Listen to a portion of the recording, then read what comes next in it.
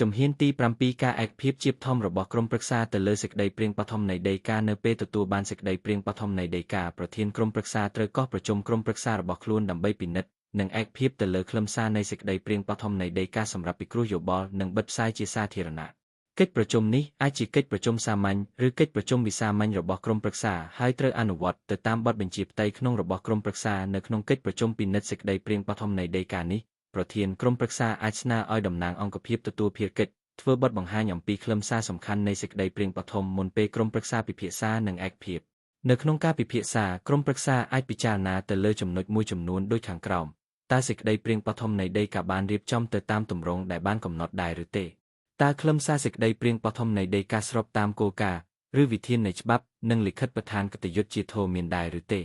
តើខ្លឹមសារសេចក្តីព្រាងបឋមនៃដីកាបានផ្ដល់នូវដំណោះស្រាយសមស្របនិងគ្រប់គ្រាន់ដើម្បីដោះស្រាយនូវមូលហេតុនៃបញ្ហាដែលតម្រូវឲ្យដាក់ចេញនៅដីកានេះដែរឬទេតើខ្លឹមសារសេចក្តីព្រាងបឋមនៃដីកាអាចអនុវត្តបានដែរឬទេតើខ្លឹមសារសេចក្តីព្រាងបឋមនៃដីកាមានភាពរើសអើងដែរឬទេតើខ្លឹមសារសេចក្តីព្រាងបឋមនៃដីកាអាចផ្ដល់នូវផលប៉ះពាល់ជាអវិជ្ជមានដែរឬទេតើខ្លឹមសារសេចក្តីព្រាងបឋមនៃដីកាបានចូលរួមចំណែកក្នុងការលើកកម្ពស់សម្ភាពយេនឌ័របរិយាបន្ននិងសម្ថូរសង្គមដែរឬទេតាមរយៈកិច្ចប្រជុំពិនិត្យសេចក្តីព្រាងបឋមនៃដីកាក្រុមប្រឹក្សាអាចសម្រេចដូចខាងក្រោមឯកភាពទាំងស្រុងលើសេចក្តីព្រាងបឋមនៃដីកាឬមិនឯកភាពទៅលើផ្នែកមួយចំនួននៃសេចក្តីព្រាងបឋមនៃដីកាក្នុងករណីនេះក្រុមប្រឹក្សាត្រូវណែនាំដល់អង្គភាពទទួលភារកិច្ចអំពីចំណុចនានាដែលត្រូវកែសម្រួលឡើងវិញអង្គភាពទទួលភារកិច្ចត្រូវកែសម្រួលសេចក្តីព្រាងបឋមនៃដីកាទៅតាមការណែនាំរបស់ក្រុមប្រឹក្សាហើយដាក់ជូនក្រុមប្រឹក្សាពិនិត្យនិងឯកភាពឡើងវិញបន្ទាប់ពីទទួលបានការឯកភាពពីក្រុមប្រឹក្សាអង្គភាពទទួលភារកិច្ចត្រូវធ្វើការពិគ្រោះយោបល់និងបិទផ្សាយជាសាធារណៈនៅសេចក្តីព្រាងបឋមនៃដីកាជំហានទី8ការពិគ្រោះយោបល់និងការបិទផ្សាយជាសាធារណៈនៅសេចក្តីព្រាងបឋមដីកាបន្ទាប់ពីទទួលបានការឯកភាពជាបឋមពីក្រុមប្រឹក្សាទៅលើសេចក្តីព្រាងបឋមនៃដីកាអង្គភាពទទួលភារកិច្ចដែលមាននាយករដ្ឋបាលជាជំនួយត្រូវចាត់ចែងធ្វើការពិគ្រោះយោបល់និងការបិទផ្សាយជាសាធារណៈនៅសេចក្តីព្រាងបឋមនៃដីកានេះដូចខាងក្រោម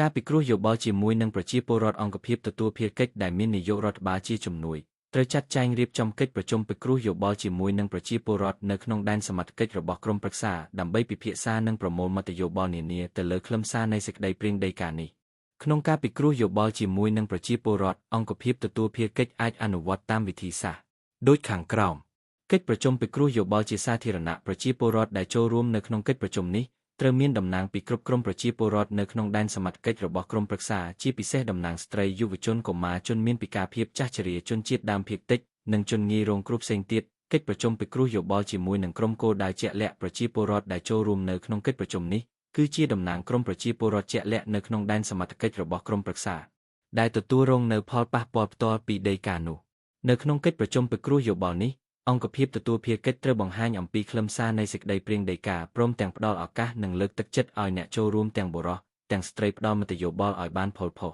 រាល់មតិយោបល់របស់អ្នកចូលរួមត្រូវកត់ត្រាឲ្យបានច្បាស់លាស់សម្រាប់ជាមូលដ្ឋានក្នុងការពិចារណាកែសម្រួលសេចក្តីព្រាងដីកា